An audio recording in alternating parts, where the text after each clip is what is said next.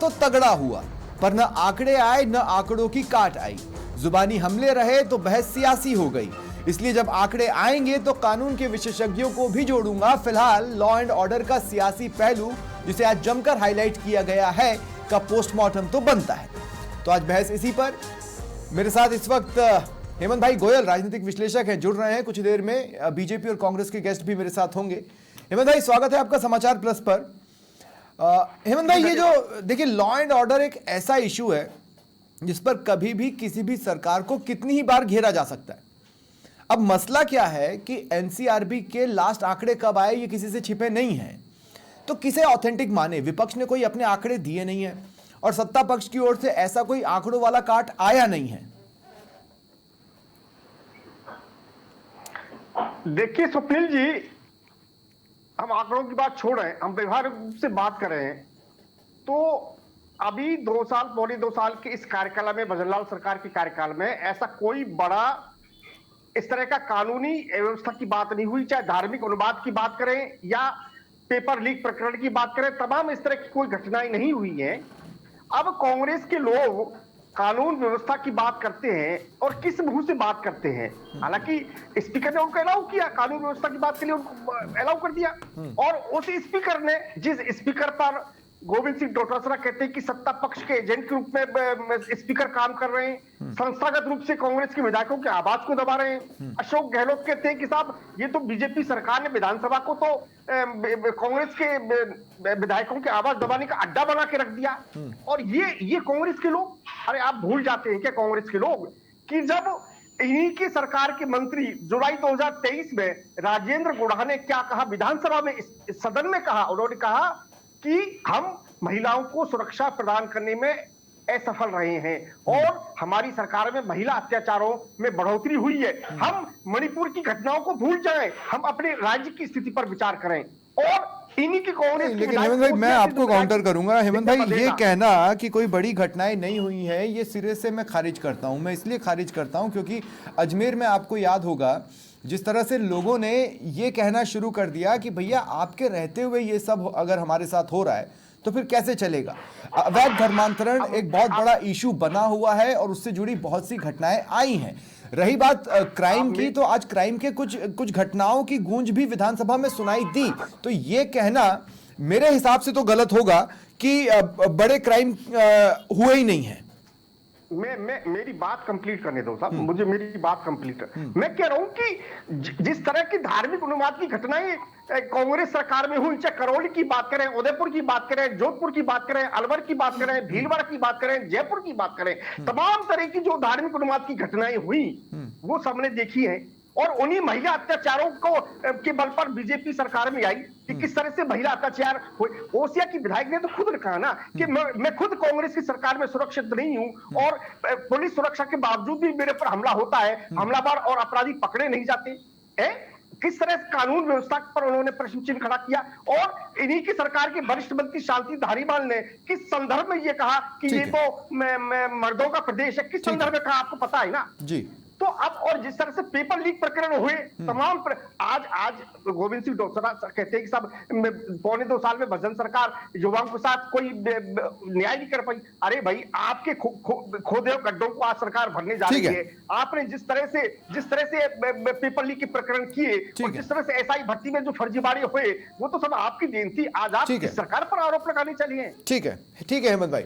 मेरे साथ आशीष हल्दीनिया स्टूडियो में जुड़ चुके हैं, जो कि कांग्रेस की ओर से मेरे साथ जुड़ रहे हैं। आशीष जी, स्वागत है आपका समाचार प्लस पर। और शैलेश कौशिक जी भी मेरे साथ जुड़ चुके हैं बीजेपी की ओर से। मैं आपका भी स्वागत करता हूं शैलेश भाई।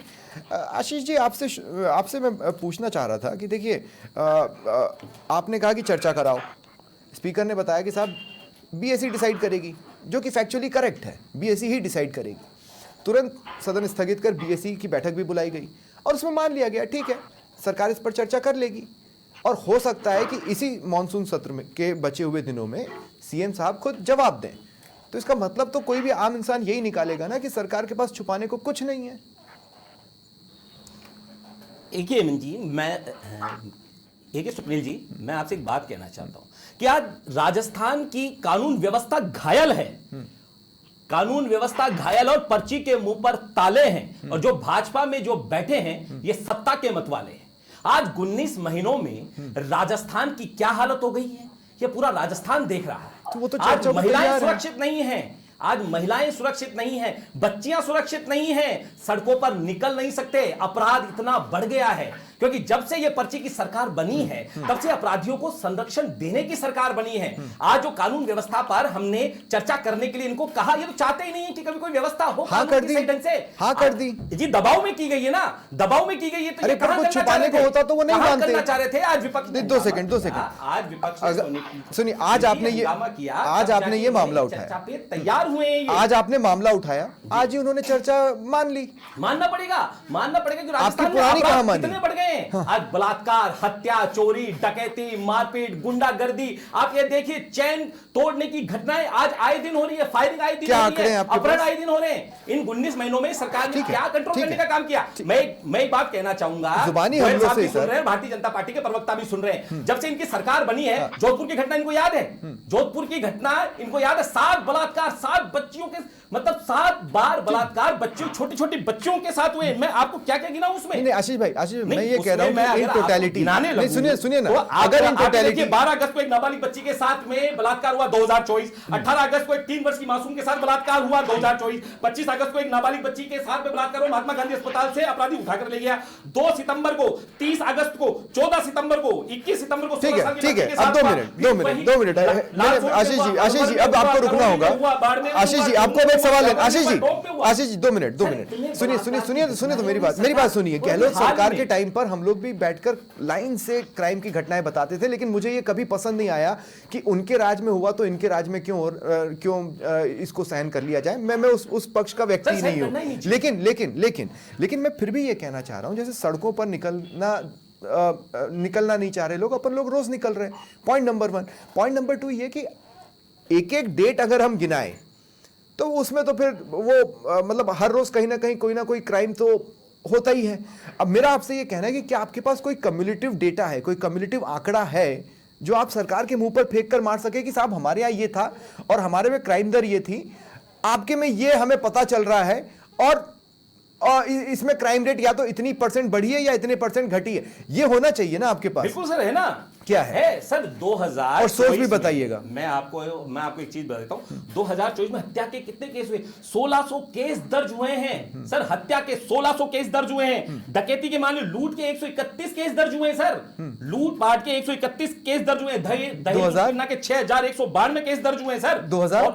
2024 की बात कर रहा हूं सर मैं। ये भारतीय जनता पार्टी के आंकड़े उठाकर देख लें। और उससे पुराने क्या थे? फायरिंग होती है उसका तो अनगिनत है सर। ग्रामीण परिवेश में कितनी हत्याएं हो रही है, उससे पुराने क्या थे? क्या नहीं हो रहा? उससे पुराने क्या थे सर? आज की परिस्थिति में भारतीय जनता पार्टी की सरकार है, ये तो वही बात हो गई कि एनालिसिस अगर नहीं, मैं यहाँ पर आपको मैं आपको यहाँ पर एक चीज क्लियर कर रहा हूँ आशीष भाई। मैं एक चीज कहना चाह रहा हूँ कि सुनिए, अशोक गहलोत ने खुद ये बात बोली हुई है कि अगर क्राइम रेट कम हुआ है तो इसका मतलब सरकार सक्सेस है। इसलिए क्राइम रेट जानने के लिए मैं पिछले आंकड़े, हम प्रॉपर मैथ्स में चले ना सर। क्राइम रेट की मैं बता रहा हूं कि 19 महीनों में अगर क्राइम रेट 2% भी आपने कम कर दिया तो अभी तो आपके 3 साल बाकी हैं। अभी तो 3 साल बाकी है। कहां जाएगा क्राइम रेट? पर 2 सेकंड, अगर 2% भी कम किया तो ये तो धमकी मिल रही है। 2 सेकंड, मंत्रियों को धमकी मिल रही है। 2 सेकंड, अगर 2% भी कम किया, आप 2% कम होने का मीनिंग समझते हैं? 2% भी अगर कम किया तो ये तो क्रेडिटेबल बात हो जाएगी। 1.5 साल 19 महीने ठीक है, लेकिन एक लास्ट बात मैं आपसे पूछ रहा हूं। एक लास्ट बात पूछ रहा हूं। सरकार कह के आई थी कि हम 0% अपराध मुक्त इस राजस्थान को करेंगे, महिलाएं सुरक्षित होगी। आज भजन लाल जी विधानसभा में महिलाओं वाला ही सवाल पूछ रहा हूं। महिला के साथ में दरिंदगी करते हैं, भजन लाल जी चुप है। शाम को भजन लाल जी जाते हैं और सुबह वहां अपराध हो जाता है। सुबह जाते हैं। लास्ट सवाल है आशीष भाई, एक सवाल और सुन ले। आशीष भाई एक सवाल और सुन ले। इन रेप के मामलों पर या रेप के बढ़ते आंकड़ों पर अशोक गहलोत जी ने कहा था कि 40% मामले झूठे निकल जाते हैं। अब आप ये कह रहे हैं कि नहीं, इनके राज में 40% मामले झूठे होने की गुंजाइश ही नहीं है, 100% जो आ रहे हैं वही हैं। ये आधे मामले तो दर्ज ही नहीं करते, आधे मामले तो दर्ज नहीं करते। हमने विधानसभा में सवाल उठाया सर, शांति धारीवाल जी ने कहा है कि आधे से ज्यादा मामले तो इनकी सरकार दर्ज ही नहीं करती है, पुलिस वाले धमका के भगा देते हैं। ये है ये सरकार। पर अब तो ऑनलाइन हो जाता है कि नहीं सहेगा राजस्थान। आज राजस्थान की महिलाओं को, बेटियों को ऑनलाइन हो जाता है सर। सड़कों पे निकलना मुश्किल हो गया। अब तो ऑनलाइन हो जाता है। भारतीय जनता पार्टी के राज में 19 महीनों में बर्बाद करके रख दिया। शैलेश कौशिक जी, पहले क्या होता था कि एनसीआरबी के आंकड़े आते रहते थे और हम लोगों के लिए ना बड़ा आसान हो जाता था एनालिसिस करना, हम ग्राफिक्स भी बनवा पाते थे। आप भी जानते हैं और मैं भी जानता हूं कि लास्ट एनसीआरबी के आंकड़े कब आए हैं। तो अब हो यह गया है कि हमें ले देकर सरकार जो बोल देगी उसी पर फाइनल मानना पड़ेगा। एनसीआरबी के आंकड़े कहां फंसे हुए हैं शैलेश भाई?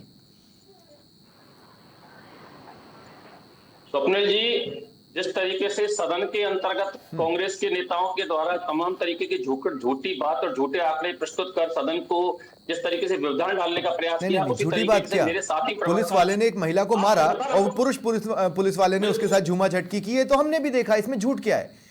वो विमंदित बच्ची जो अब हमारे बीच नहीं है, जिस मामले को आज विधानसभा में उठाया गया, वो खबर है और उसे लेकर प्रदर्शन हो रहे हैं।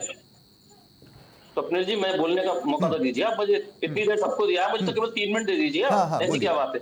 मैं ये कह रहा हूं कि कांग्रेस के प्रवक्ता जिस तरीके से आपने इनसे तमाम आंकड़े पूछे, ये एक आंकड़े नहीं बताए, केवल जवानी बात करते रहे।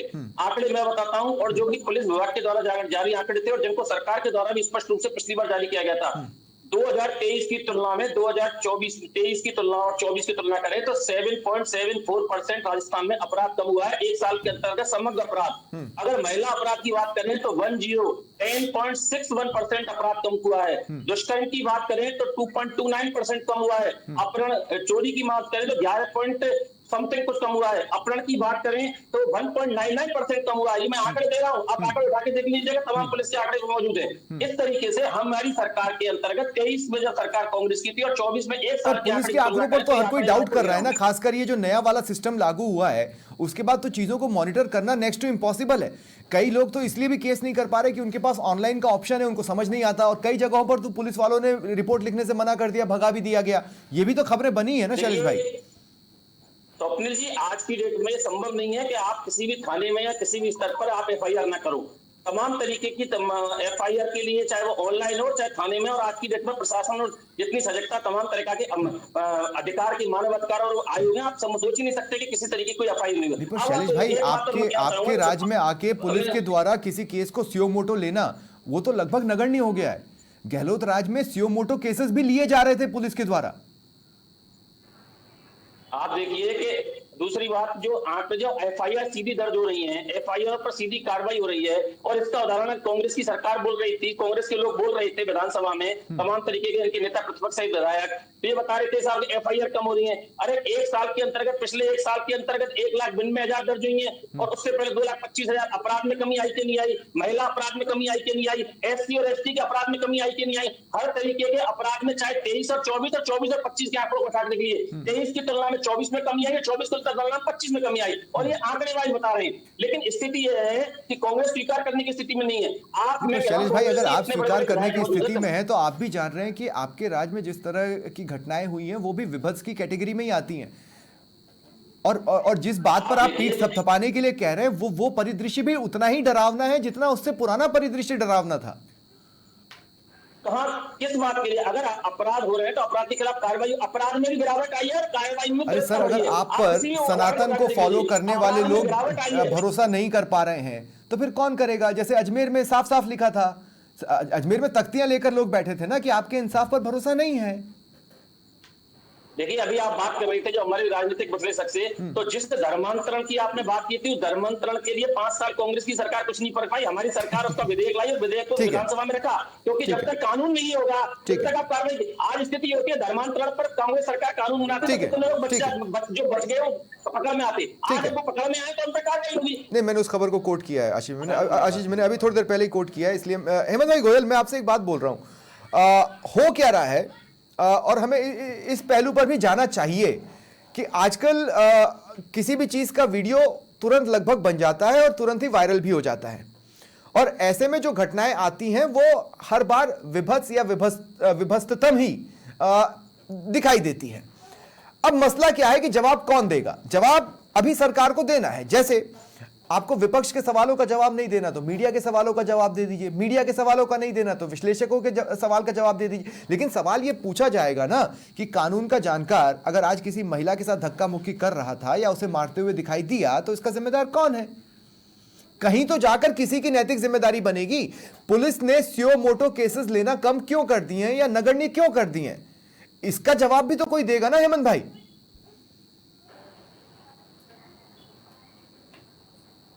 हेमंत भाई गोयल, हेमंत भाई मेरी आवाज मिल रही है आपको?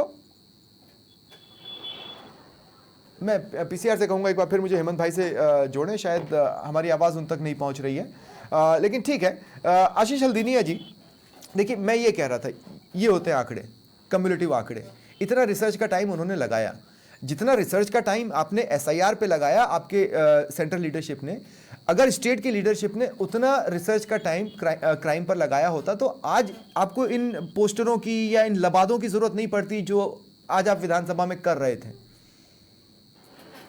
देखिए सुनील जी, मैं ये कहना चाहता हूं कि ये जो सरकार है इस 19 महीनों में इसने ये दर्शा दिया है कि ये जनता की सरकार नहीं है, ये अपराधियों के संरक्षण की सरकार है, ये जंगल राज की सरकार है। और 19 महीनों में जिस तरीके से अपराध बढ़े हैं, जिस तरीके से आंकड़े बढ़े हैं, उस तरीके से ये अपराध को कम करने पे अपनी पीठ थपथपा रहे हैं। लेकिन जहां महिलाओं के साथ में जाति हो रही है वहां इनका क्या कहना है? मुख्यमंत्री की विधानसभा में रेप हो जाता है, दुष्कर्म हो जाता है दलित महिला के साथ में, भारतीय जनता पार्टी का एक कार्यकर्ता नहीं बोलता क्योंकि वो मुख्यमंत्री की विधानसभा है। और क्या कार्रवाई होती है? कुछ भी कार्रवाई नहीं होती है। अच्छा। अभी कुछ दिनों पहले पूरी भारतीय जनता पार्टी ने देखा कि एक 16 साल की बच्ची के साथ में किस तरीके से बांसवाड़ा में दरिंदगी कर दी गई।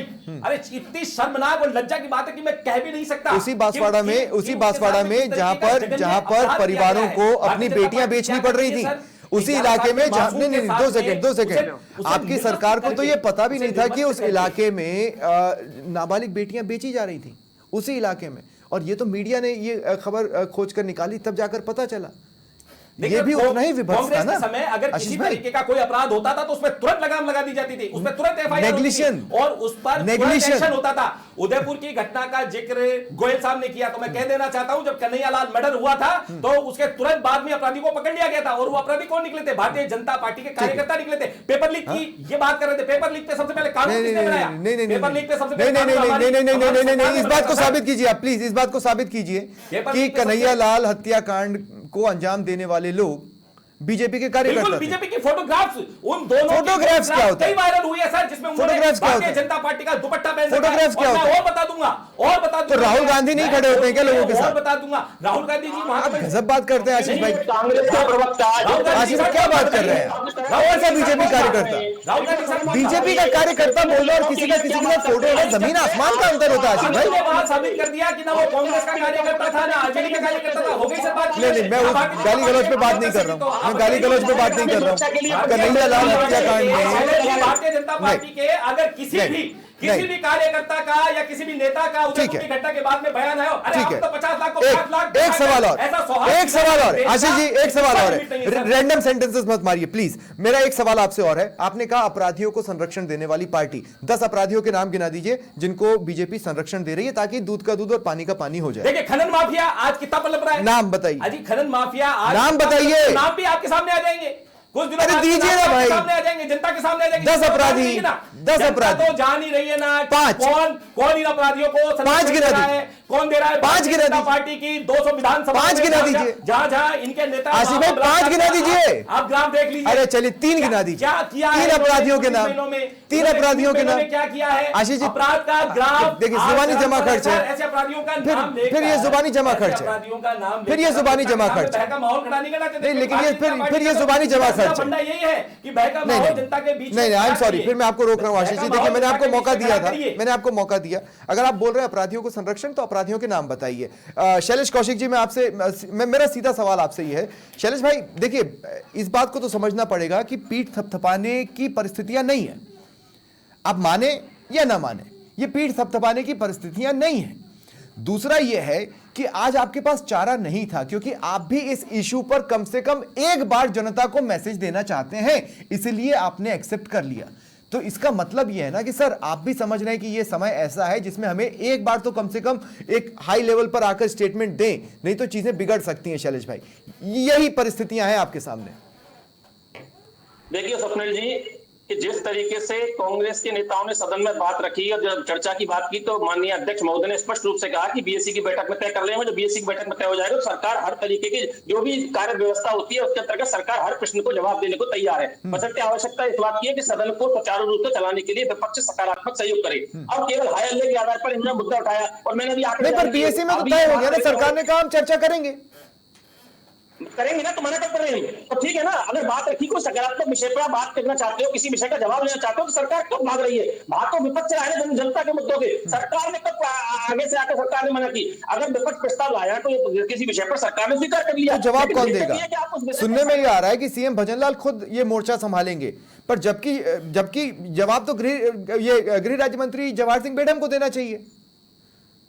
देखिए, आपको ध्यान हो, गृह मंत्री का दायित्व माननीय मुख्यमंत्री महोदय के पास है। मुख्यमंत्री जवाब दे सकते हैं, गृह राज्य मंत्री बिल्कुल दे सकते हैं। मैं ये कह रहा हूं कि अगर सीएम को खुद मोर्चा संभालना पड़े तो क्या ये अपने आप में पीछे की परिस्थितियां नहीं बताता?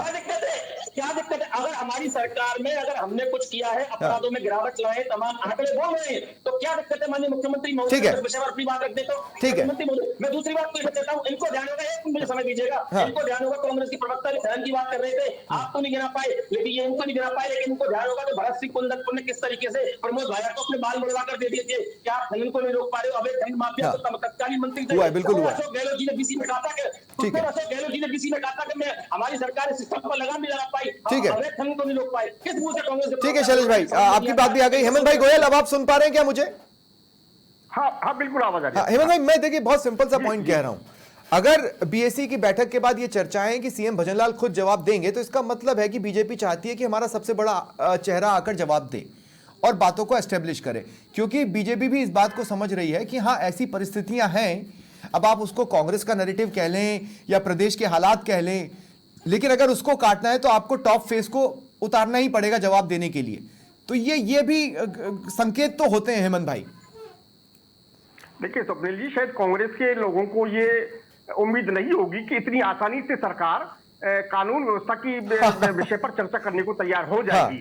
लेकिन वो हो गई तो जो मुद्दे की हवा कांग्रेस की निकल गई और खुद भजनलाल शर्मा सामने आएंगे, वो खुद इस विषय पर जवाब देंगे। क्यों नहीं देंगे? क्योंकि मैंने फिर कहा कि इन 2.25 साल में ऐसी कोई बड़ी घटना नहीं हुई और ना सरकार की ये मंशा रही। नहीं, लेकिन मैं फिर इसको एक बार काउंटर कर रहा हूं। आई एम सॉरी, मुझे अभी भी लगता है कि ऐसा नहीं है कि बड़ी घटनाएं नहीं हुई हैं, लेकिन हाँ ठीक है। देखिए स्वप्निल जी, सरकार की मंशा बिल्कुल नहीं इस तरह की नजर आती कि वो अपराधियों को संरक्षण देती है। और अब देखिए ना, अब बहुत स्पष्ट तौर पर मैं आपको कहता हूं कि जो डीजीपी बीएल सोनी अशोक गहलोत के खासम खास रहे, उन्हीं डीजीपी ने अशोक गहलोत के लिए क्या बोला? ये बोला कि अशोक गहलोत साहब पेपर लीक के प्रकरण में बिल्कुल गंभीर नहीं थे, उन्होंने कभी इसके लिए मीटिंग बुलाना उचित नहीं समझा। और लोकेश शर्मा ने किस तरह के आरोप लगाए? तो तमाम तरह के आरोप हमारे सामने, भरत सिंह कुंदनपुर की बात करें, राजेश घोड़ा की बात करें, दिव्या मदेना की बात करें, तमाम तरह की बातें हैं।